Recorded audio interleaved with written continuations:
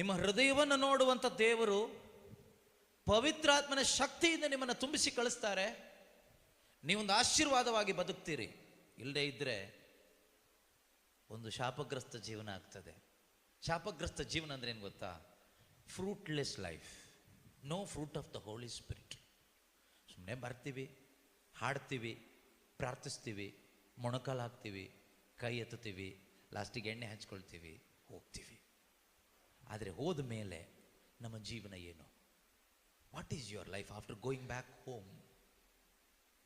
ಕ್ರಿಸ್ತ ಯೇಸುವಿನ ಸ್ವಭಾವ ನನ್ನ ನಡತೆಯಲ್ಲಿ ಬರಬೇಕು. ಟ್ರೂ ವರ್ಷಿಪರಲ್ಲಿ ಇದು ಬರುತ್ತೆ.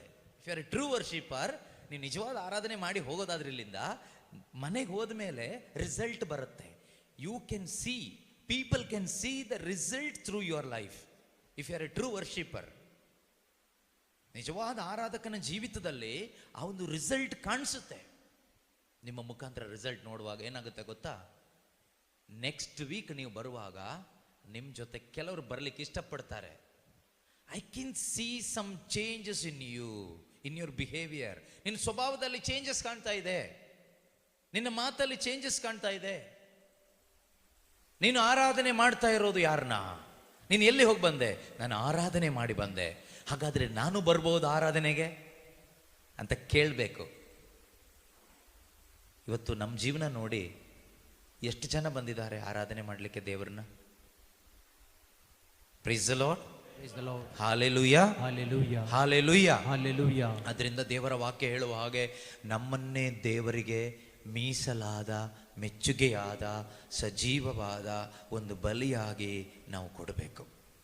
ನಮ್ಮ ಹೃದಯ ಯಾರ ಮುಂದೆ ಯಾರಿಗೆ ಕಾಣಿಸುತ್ತೆ? ಯೇಸುಗೆ ನಮ್ಮ ಹೃದಯ ಕಾಣಿಸ್ತಾ ಇದೆಯಾ? ನಾವು ನಿಜವಾಗ್ಲೂ ಯೇಸು ಸ್ವಾಮಿ ಮುಂದೆ ಕೂತ್ಕೊಂಡಿದ್ವಿ. ನನಗೆ ನಿಮ್ಮ ಹೃದಯ ಕಾಣಿಸುತ್ತಾ? ಕಾಣಿಸೋದಿಲ್ಲ. ಆದರೆ ಇಲ್ಲಿರುವ ಯೇಸುವಿಗೆ ನಿಮ್ಮ ಹೃದಯ ಕಾಣಿಸುತ್ತಾ? 100% ಗ್ಯಾರಂಟಿನಾ? ಈಗ ನಾವು ಮನೆಯಲ್ಲಿ, ನೀವು ನಿಮ್ಮ ಜೀವನದಲ್ಲೂ ಆಗಿರ್ಬೋದು, ನನ್ನ ಜೀವನದಲ್ಲಿ ಆಗಿದೆ, ನಿಮ್ಮ ಮನೆಯಲ್ಲಿರುವ ಮಕ್ಕಳ ಜೀವನದಲ್ಲಿ ನೀವು ನೋಡಿರ್ಬೋದು. ಈಗ ಏನಾದರೂ ಮಕ್ಕಳು ಅಪ್ಪ ಅಮ್ಮನ ಬಂದ ತಕ್ಷಣ ಅವ್ರ ಕೈಯಲ್ಲಿ ಏನಾದರೂ ಬೇಡದೇ ಇರೋದಿದ್ರೆ, ಬೀಡಿನೋ ಸಿಗರೇಟೋ ಏನಾದರೂ ಇದ್ದರೆ, ಅಪ್ಪ ಅಮ್ಮ ಬಂದ ತಕ್ಷಣ ಹಾಗೆ ಸೇತ್ತಾ ಇರ್ತಾರ? ಕಾಣಿಸ್ತಿದ್ದಂಗೆ ಹೀಗೆ ಹಿಂದೆ ಇಟ್ಕೊಳ್ತಾರ ಅಥವಾ ಬಿಸಾಡ್ಬಿಡ್ತಾರ?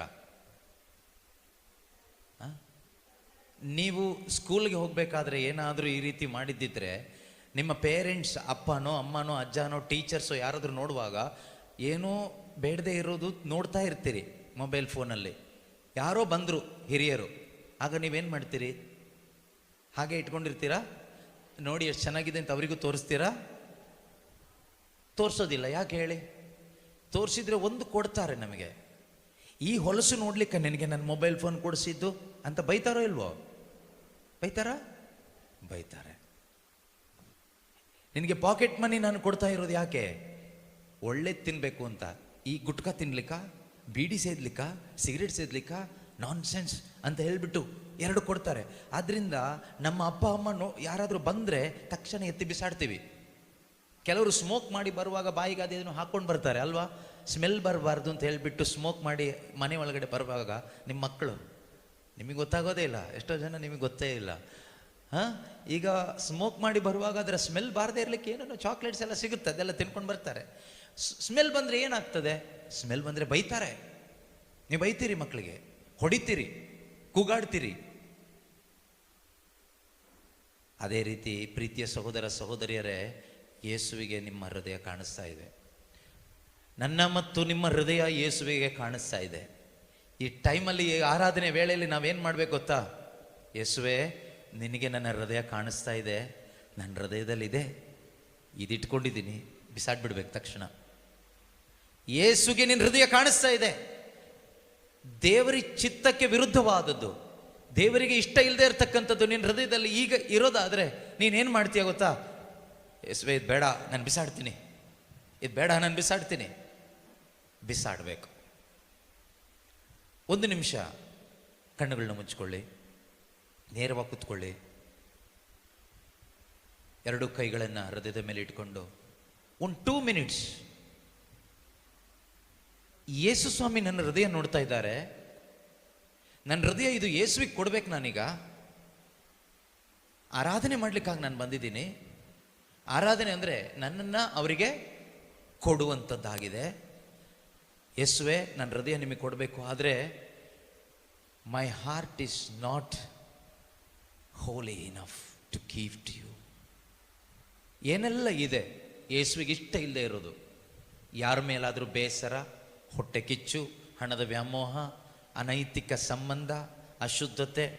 ಬೈಬಲ್ ಹೇಳುವ ಹಾಗೆ ಮಾನವನ ಹೃದಯದಿಂದ ಏನೆಲ್ಲ ಹೊರಗೆ ಬರ್ತದೆ ಅದು ಯಾವುದಾದರೂ ನನ್ನ ಹೃದಯದಲ್ಲಿ ಇದೆಯಾ ಪರೀಕ್ಷೆ ಮಾಡಿ ನೋಡಿ. ಮಾರ್ಕನ ಶುಭ ಸಂದೇಶ 7ನೇ ಅಧ್ಯಾಯದಲ್ಲಿ 21ನೇ ವಾಕ್ಯ ಹೇಳ್ತದೆ, ಮಾನವನ ಹೃದಯಾಂತರಾಳದಿಂದ ದುರಾಲೋಚನೆ, ಅನೈತಿಕತೆ, ಕಳ್ಳತನ, ಕೊಲೆ, ವ್ಯಭಿಚಾರ, ಲೋಭ ಅಂದರೆ ಲಸ್ಟ್, ಕೆಡುಕುತನ, ಮೋಸ, ಬಂಡತನ, ಅಸೂಯೆ, ಅಪದೂರು ಅಂದರೆ ಚಾಡಿ ಹೇಳುವಂಥದ್ದು, ಅಹಂಕಾರ, ಮೂರ್ಖತನ, ಫೂಲಿಶ್ನೆಸ್ ಮೊದಲಾದವು ಹೊರಬರುತ್ತದೆ. ಈ ಎಲ್ಲ ಕೇಡುಗಳು ಮಾನವನ ಅಂತರಂಗದಿಂದಲೇ ಉದ್ಭವಿಸಿ ಅವನನ್ನು ಅಶುದ್ಧ ಮಾಡುತ್ತದೆ. ಈಗ ಯೇಸುವಿಗೆ ನೀವು ಕೊಡುವ ಹೃದಯ ಅಶುದ್ಧವಾದ ಹೃದಯ ಕೊಡ್ತೀರಾ ಅಥವಾ ಶುದ್ಧವಾದ ಹೃದಯ ಕೊಡ್ತೀರಾ? ನೀವೇ ಯೋಚನೆ ಮಾಡಿ. ಯೇಸುವಿಗೆ ಶುದ್ಧವಾದ ಹೃದಯ ಬೇಕು. ಶುದ್ಧ ಮಾಡೋದು ಹೇಗೆ? ನಮ್ಮ ಹೃದಯವನ್ನು ಶುದ್ಧ ಮಾಡುವುದು ಒಂದೇ ಒಂದು ದಾರಿ ಪ್ರಿಯರೇ, ಪಶ್ಚಾತ್ತಾಪ ಪಡೋದು, ಪಾಪವನ್ನು ಒಪ್ಪಿಕೊಳ್ಳುವುದು. ಯೇಸುವೇ, ಅಶುದ್ಧವಾದ ಹೃದಯವುಳ್ಳವನು ನಾನು ಸ್ವಾಮಿ. ನನ್ನ ಹೃದಯದಲ್ಲಿದೆ ಅಶುದ್ಧತೆ, ಕೋಪ ಇದೆ, ದ್ವೇಷವನ್ನು ಇಟ್ಕೊಂಡು ಬದುಕ್ತಾ ಇದ್ದೇನೆ ಸ್ವಾಮಿ. ನನ್ನ ಹೃದಯದಲ್ಲಿ ಅನೈತಿಕತೆ ಇದೆ, ಪರಸ್ತ್ರೀ ಪರಪುರುಷ ನನ್ನ ಮನಸ್ಸಲ್ಲಿ ಇಟ್ಕೊಂಡಿದ್ದೇನೆ ಸ್ವಾಮಿ. ದುರಿಚ್ಛೆ ಇದೆ ನನ್ನ ಹೃದಯದಲ್ಲಿ, ಹಣದ ವ್ಯಾಮೋಹ ಇದೆ, ಲೋಕ ನನ್ನ ಹೃದಯದಲ್ಲಿದೆ. ಐ ಆಮ್ ಸಾರಿ. ಯಾರು ಪ್ರಾಮಾಣಿಕವಾಗಿ ಪಶ್ಚಾತ್ತಾಪ ಪಡ್ತಿರೋ ಪ್ರಭು ಯೇಸುವಿನ ಮುಂದೆ, ಪಶ್ಚಾತ್ತಾಪ ಅಂದ್ರೆ ಏನು ಗೊತ್ತಾ? ಬಿಸಾಡೋದು.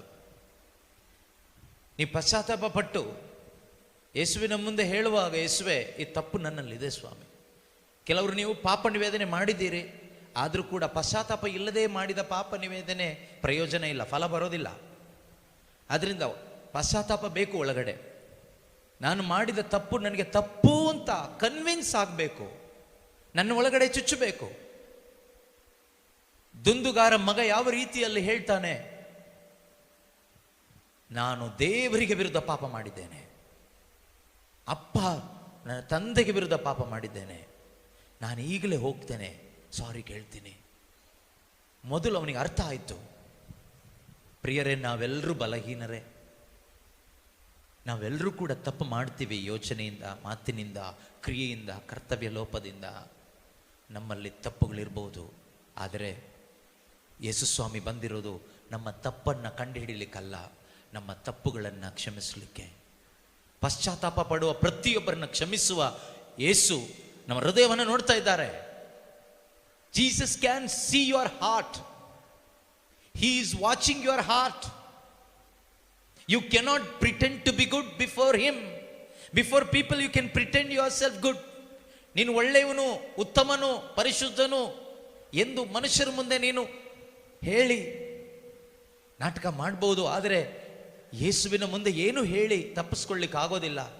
ಪಾಪ ಒಪ್ಕೊಂಡು ಬಿಟ್ರೆ ಆತನು ಕೊಡುವ ರಕ್ಷಣೆಯನ್ನ, ಆತನು ಕೊಡುವ ಅಭಿಷೇಕವನ್ನು ಪಡ್ಕೊಳ್ಳಿಕ್ಕೆ ಆಗ್ತದೆ. ಪ್ರಿಯರೇ, ನೀವಿಲ್ಲಿಂದ ಹೋಗುವಾಗ ಬರೀ ಕೈಯಲ್ಲಿ ಹೋಗಬಾರ್ದು. ಎಷ್ಟೋ ಜನ ರೋಗಿಗಳಾಗಿ ಇದ್ದೀರಿ, ಪಾಪದ ನಿಮಿತ್ತ ರೋಗ ಬಂದಿದೆ. ಆದರೆ ಆ ಪಾಪ ಕ್ಷಮಿಸಲ್ಪಟ್ಟಾಗ, ಆ ಪಾಪ ಎಂಬ ಹುಳ ಸತ್ತು ಹೋದಾಗ, ಆ ಇನ್ಫೆಕ್ಷನ್ ಸತ್ತು ಹೋದಾಗ ಸೌಖ್ಯ ನಮಗೆ ಆಟೋಮೆಟಿಕ್ ಆಗಿ ಸಿಗ್ತದೆ. ರೋಗ ಸೌಖ್ಯಕ್ಕಾಗಿ ನಿಮ್ಮ ಮೇಲೆ ಯಾರು ಕೈ ಇಟ್ಟು ಪ್ರಾರ್ಥನೆ ಮಾಡೋ ಅಗತ್ಯ ಇಲ್ಲ.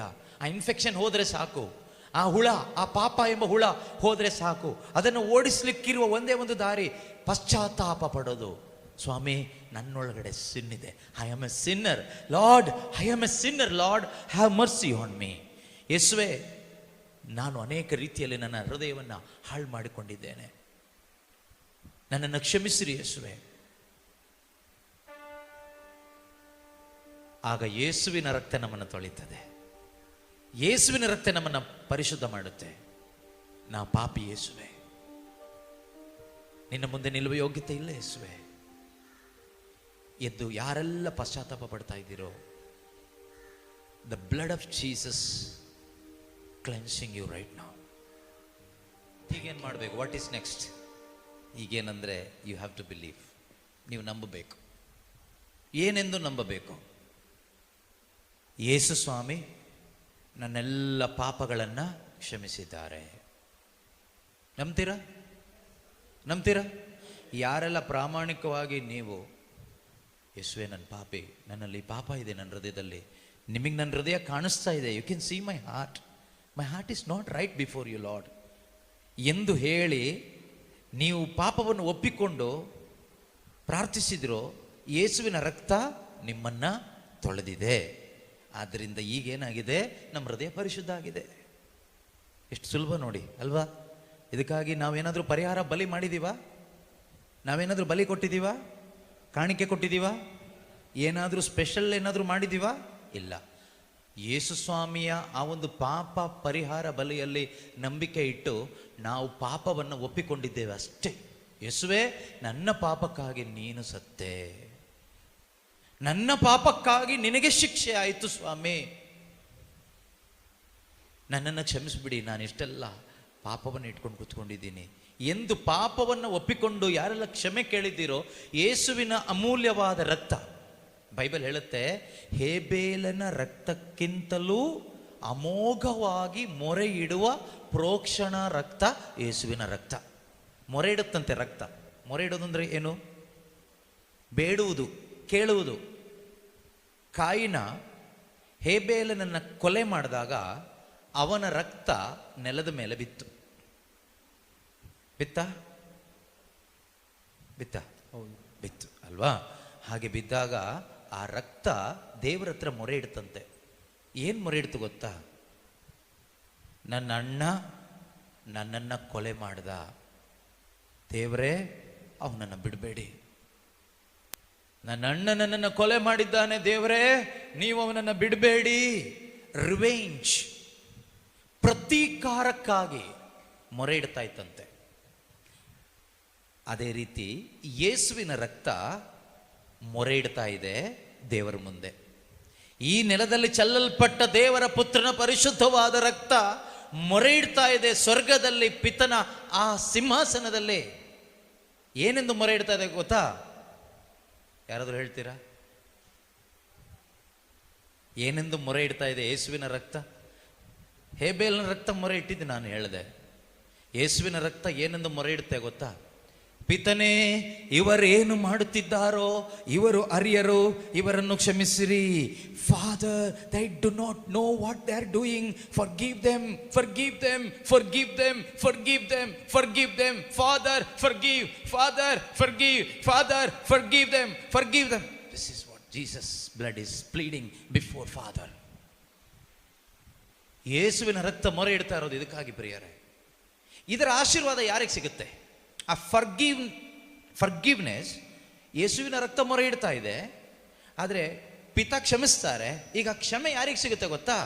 ಯಾರೆಲ್ಲ ಪ್ರಾಮಾಣಿಕವಾಗಿ ನಾನು ಪಾಪಿ ಸ್ವಾಮಿ, Lord I am a sinner, ನಾನೇ ಪಾಪಿ, ನಾನು ಬೇರೆಯವ್ರನ್ನ ಪಾಪಿಗಳು ಅಂತ ತೋರಿಸ್ದೆ, ಇವನ್ ಪಾಪಿ, ಅವ್ರು ಸರಿ ಇಲ್ಲ, ಇವ್ರು ಸರಿ ಇಲ್ಲ, ಆದರೆ ನಾನೇ ಸರಿ ಇಲ್ಲ ಯೇಸುವೆ, ನನ್ನಿಂದ ನೀವು ಸತ್ರಿ ಯೇಸುವೆ, ನಿಮ್ಮ ಮರಣಕ್ಕೆ ನನ್ನ ಪಾಪಗಳೇ ಕಾರಣ, ಲಾರ್ಡ್ ಐ ಆಮ್ ಸಾರಿ ಎಂದು ಯಾರೆಲ್ಲ ನಿಜವಾಗ್ಲೂ ಪಶ್ಚಾತ್ತಾಪ ಪಟ್ಟಿದ್ದೀರೋ, ನನಗೆ ಗೊತ್ತಿಲ್ಲ, I can see only your faces, ನಿಮ್ಮ ಮುಖ ಮಾತ್ರ ನನಗೆ ಕಾಣಿಸುತ್ತೆ, but Jesus can see your heart.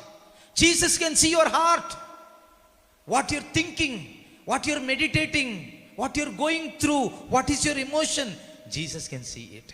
ಯೇಸುವಿಗೆ ನೋಡ್ಬೋದು ನಿಮ್ಮ ಹೃದಯದಲ್ಲಿ ಏನಾಗ್ತಾ ಇದೆ, ನಿಮ್ಮ ಭಾವನೆ ಏನು, ನಿಮ್ಮ ಆಲೋಚನೆ ಏನು, ನಿಮ್ಮ ತೀರ್ಮಾನ ಏನು, ಯೇಸುಗೆ ಕ್ಲಿಯರಾಗಿ ಕಾಣಿಸುತ್ತೆ. ನಿಮ್ಮ ಹೃದಯದಲ್ಲಿ ಪಶ್ಚಾತ್ತಾಪ ಕಾಣಿಸಿದರೆ ಖಂಡಿತವಾಗಲೂ ಈ ಒಂದು ಅನಾಯಿಂಟಿಂಗ್ ಪ್ರೇಯರ್ ಸೆಷನ್ನಲ್ಲಿ ಮುಂದೆ ನಡೆಯುವಂತಹ ಅಭಿಷೇಕ ಪ್ರಾರ್ಥನೆ ಸಮಯದಲ್ಲಿ ನೀವು ಬರೀ ಕೈಯಲ್ಲಿ ಹೋಗಲ್ಲ. You will carry the blessing.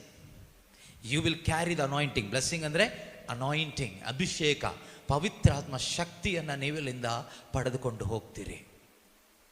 ಹೋದ್ಮೇಲೆ ನೀವೇನು ಮಾಡ್ತೀರಿ ಅಂದರೆ, ನಿಮಗಾಗಿ ನೀವು ಬದುಕಲ್ಲ, ನೀವು ಯೇಸುಗಾಗಿ ಬದುಕ್ತೀರಿ. ನೀವು ಪ್ರೀತಿಯಲ್ಲಿ ಬದುಕ್ತೀರಿ, ಪರಿಶುದ್ಧತೆಯಲ್ಲಿ ಬದುಕ್ತೀರಿ, ನೆಮ್ಮದಿಯಾಗಿ ಬದುಕ್ತೀರಿ, ಆನಂದದಿಂದ ಬದುಕ್ತೀರಿ, ಆರೋಗ್ಯದಿಂದ ಬದುಕ್ತೀರಿ.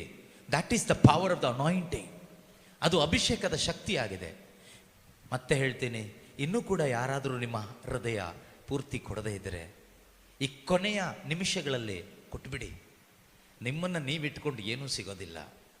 ನಿಮ್ಮನ್ನು ನೀವೇ ಇಟ್ಕೊಂಡ್ರೆ ನನಗೆಲ್ಲ ಗೊತ್ತು ಅಂತ ಕೂತ್ಕೊಂಡ್ರೆ ನಿಮಗೇನೂ ಸಿಗೋದಿಲ್ಲ. ನೀವು ಹೇಳಬೇಕು, ದೇವರೇ ನನಗೇನೂ ಗೊತ್ತಿಲ್ಲ, ನಾನೊಬ್ಬ ಮಹಾಪಾಪಿ, ಅಷ್ಟೇ ನನಗೆ ಗೊತ್ತು. I know one thing that I am a big Sinner.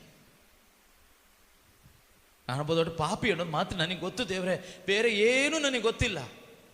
ಈ ಒಂದು ಮೆಂಟಾಲಿಟಿಯಲ್ಲಿ ನೀನು ಕೂತ್ಕೊಂಡ್ರೆ, ಯೇಸುವೆ ನನಗೆ ನಿನ್ನ ಶಕ್ತಿ ಬೇಕು, ನಾನು ಪರಿಶುದ್ಧ ಜೀವನ ಜೀವಿಸಲಿಕ್ಕೆ ನಿನ್ನ ಶಕ್ತಿ ಬೇಕು, ಪ್ರೀತಿಯಲ್ಲಿ ಜೀವಿಸಲಿಕ್ಕೆ ನಿನ್ನ ಬಲ ಬೇಕು, ನಿನ್ನ ಸೇವೆ ಮಾಡಬೇಕು. ನಾನು ಇಷ್ಟು ದಿನ ನಾನು ನನ್ನ ಸೇವೆ ಮಾಡ್ಕೊಂಡು ಬದುಕಿದೆ. ಮೀ ಮೀ ಐ ಐ ನಾನು ನಾನು ನನಗೆ ನನಗೆ ನನಗೆ ಬರೀ ಸ್ವಾರ್ಥ ಭರಿತ ಜೀವನ, ಸೆಲ್ಫ್ ಫೋಕಸ್ಡ್, ಸೆಲ್ಫ್ ಸೆಂಟರ್ಡ್ ಆಗಿ ನಾನು ಬದುಕಿದೆ. ಯೇಸುವೆ, ಇನ್ನು ಮುಂದೆ ನಿನಗಾಗಿ ಬದುಕಬೇಕು, ನಿನ್ನ ಮಹಿಮೆಗಾಗಿ ಬದುಕಬೇಕು. ಸಂತ ಪೌಲರು ಹೇಳಿದ ಹಾಗೆ, ಇನ್ನು ಮುಂದೆ ಜೀವಿಸುವವರು ತಮಗಾಗಿ ಜೀವಿಸದೆ ನಮಗಾಗಿ ಸತ್ತು ಪುನರುತ್ಥಾನರಾದ ಯೇಸುವಿಗಾಗಿ ಜೀವಿಸಬೇಕು. ಯಾರಿಗಾಗಿ ಜೀವಿಸಬೇಕು? ಯಾರಿಗಾಗಿ? ಯೇಸುವಿಗಾಗಿ. ಯೇಸುವಿನ ಅಗತ್ಯ ಎಲ್ಲರಿಗೂ ಇದೆಯಾ? ನಮಗೆ ಮಾತ್ರ ಇದೆಯಾ? ಎಲ್ಲರಿಗೂ. ನಾವು ಮಾತ್ರ ಸ್ವರ್ಗಕ್ಕೆ ಹೋದ್ರೆ ಸಾಕಾ? ನಾವೊಂದು ಸಿನಿಮಾ ನೋಡ್ಲಿಕ್ಕೆ ಹೋಗುವಾಗ ಚೆನ್ನಾಗಿದ್ದರೆ ಬೇರೆಯವ್ರನ್ನ ಕರ್ಕೊಂಡು ಹೋಗ್ತೀವ? ಒಂದು ಹೋಟ್ಲಿಗೆ ಊಟ ಮಾಡ್ಲಿಕ್ಕೆ ಹೋಗುವಾಗ ಚೆನ್ನಾಗಿದ್ದರೆ ಬೇರೆಯವರಿಗೂ ಹೇಳ್ತೀವ? ನೀವು ನೋಡಿದ ಎಲ್ಲ ಸಿನಿಮಾಕ್ಕಿಂತಲೂ, ಮಾಡಿದ ಎಲ್ಲ ಊಟಕ್ಕಿಂತಲೂ ಯೇಸು ರುಚಿಯಾಗಿದ್ದಾರಾ? ಯೇಸು ಚೆನ್ನಾಗಿದ್ದಾರಾ? ಹೌದು. The best Jesus. ಹಾಗಾದರೆ ಆ ಟೇಸ್ಟನ್ನು ನೀವು ಬೇರೆಯವ್ರಿಗೆ ಹೇಳಿದ್ದೀರಾ? ಹೇಳಬೇಕು, ಇನ್ಮೇಲೆ ಹೇಳಬೇಕು, ಆಯ್ತಾ? ಇನ್ಮೇಲೆ ನೀವು ಡಮ್ಮಿಯಾಗಿ ಬದುಕಬಾರ್ದು, ಸುಮ್ಮನೆ ಹೀಗೆ ಬದುಕಬಾರ್ದು. ಪವರಲ್ಲಿ ಬದುಕಬೇಕು, ಪರಿಶುದ್ಧಾತ್ಮನ ಶಕ್ತಿಯಲ್ಲಿ ಬದುಕಬೇಕು, ಪವರ್ಫುಲ್ಲಾಗಿ ಬದುಕಬೇಕು. ಕಾಣಬೇಕು ಬೇರೆಯವರಿಗೆ. ನಿಮ್ಮ ಜೀವನ ನೋಡುವಾಗ ಇವರು ನಿಜವಾದ ಕ್ರೈಸ್ತರಪ್ಪ, ಇವರು ನಿಜವಾದ ಕ್ರೈಸ್ತ ಜೀವನ ಜೀವಿಸ್ತಾ ಇದ್ದಾರೆ. ಯಾಕೆ? ಅವ್ರ ಜೀವನದಲ್ಲಿ ಏನೋ ಪವರ್ ಇದೆ, ಏನೋ ಪವರ್ ಇದೆ ಅವ್ರ ಜೀವನದಲ್ಲಿ. ಆ ರೀತಿ ಪಕ್ಕದ ಮನೆಯವ್ರಿಗೆ ಹೇಳಲಿಕ್ಕೆ ಆಗಬೇಕು. ಅವ್ರು ಯಾವಾಗಲೂ ಕುಡ್ಕೊಂಡಿರ್ತಾರೆ, ಅವರು ಹಬ್ಬ ಬಂದರೆ ಕುಡಿತಾರೆ, ಕ್ರಿಸ್ಮಸ್ ಬಂದರೆ ಬರೀ ಕುಡಿಯೋದೆ, ಬರ್ತ್ಡೇ ಬಂದರೆ ಕುಡಿಯೋದೆ, ಈಸ್ಟರ್ ಬಂದರೆ ಎಲ್ಲ ಡ್ರಿಂಕ್ಸ್ ಪಾರ್ಟಿ. ಅವ್ರು ಯಾವ ಥರ ಕ್ರಿಶ್ಚಿಯನ್ಸ್ ಅಂತ ಹೇಳೋ ಥರ ಇರಬಾರ್ದು. ಅವ್ರೇನು ಯಾವಾಗಲೂ ಚಾಡಿ ಹೇಳ್ತಾ ಇರ್ತಾರೆ, ಅವ್ರೇನು ಯಾವಾಗಲೂ ಊರು ಸುತ್ತಕೊಂಡೇ ಇರ್ತಾರೆ. ಆ ಥರ ಆಗಬಾರ್ದು. ಎಲ್ಲರನ್ನು ಪ್ರೀತಿಸ್ಲಿಕ್ಕಾಗಬೇಕು, ಕ್ಷಮಿಸ್ಲಿಕ್ಕಾಗಬೇಕು, ಪರಿಶುದ್ಧ ಜೀವನ ಜೀವಿಸ್ಲಿಕ್ಕಾಗಬೇಕು. ಎಲ್ಲರ ಥರ ಅಲ್ಲ ನಾವು ಬದುಕಬೇಕಾಗಿರೋದು. ದೇವರು ಮಕ್ಕಳು ಹೇಗಿರಬೇಕು ಹಾಗೆ ಇರಬೇಕು, ದೇವರ ಸ್ಟ್ಯಾಂಡರ್ಡಲ್ಲಿ ಬದುಕಬೇಕು. ಅದೇನು ಗೊತ್ತಾ? ದೇವರ ಸ್ಟ್ಯಾಂಡರ್ಡ್ ಅಂದರೆ ಏನು? Love and holiness, faithfulness, gentleness, humility. ಇದು ದೇವರ ಸ್ಟ್ಯಾಂಡರ್ಡ್. ಲೋಕದ ಸ್ಟ್ಯಾಂಡರ್ಡ್ ಯಾವುದು? ದೊಡ್ಡ ಮನೆ ಕಟ್ಟಬೇಕು, ದೊಡ್ಡ ಕಾರ್ ಇರಬೇಕು, ಬೇರೆಯವ್ರ ಹತ್ರ ಇರಬಾರ್ದು, ಅಂಥ ಕಾರ್ ನನಗಿರಬೇಕು, ಫಾರಿನ್ನಲ್ಲಿ ಸೆಟ್ಲ್ ಆಗಬೇಕು, ಒಳ್ಳೊಳ್ಳೆ ಡಿಗ್ರಿ ಬೇಕು, ಬ್ರ್ಯಾಂಡೆಡ್ ಡ್ರೆಸ್ ಬೇಕು, ಒಳ್ಳೆ ಒಡವೆ ಬೇಕು, ಎಲ್ಲ ಫೆಸಿಲಿಟೀಸ್ ಬೇಕು, ಕಂಫರ್ಟಬಲ್ ಝೋನ್ ಬೇಕು. Worldly standard. ಕ್ರೈಸ್ತ ವಿಶ್ವಾಸಿಗಳಾದ ನಿಮಗೆ ಯಾವ ಸ್ಟ್ಯಾಂಡರ್ಡ್ ಬೇಕು? ಸ್ವರ್ಗದ ಸ್ಟ್ಯಾಂಡರ್ಡ್ ಬೇಕಾ? ಲೋಕದ ಅಳಿದು ಹೋಗುವ ಸ್ಟ್ಯಾಂಡರ್ಡ್ ಬೇಕಾ? ನೀವು ಆರಿಸ್ಕೊಳ್ಳಿ. ಇವತ್ತು ಆರಿಸ್ಕೊಂಡು ಒಳ್ಳೆ ರೀತಿಯಲ್ಲಿ ಪ್ರಾರ್ಥಿಸಬೇಕು. ಒಂದು ಕ್ಷಣ ನಾವೆಲ್ಲರೂ ಎದ್ದು ನಿಂತ್ಕೊಳ್ಳೋಣ.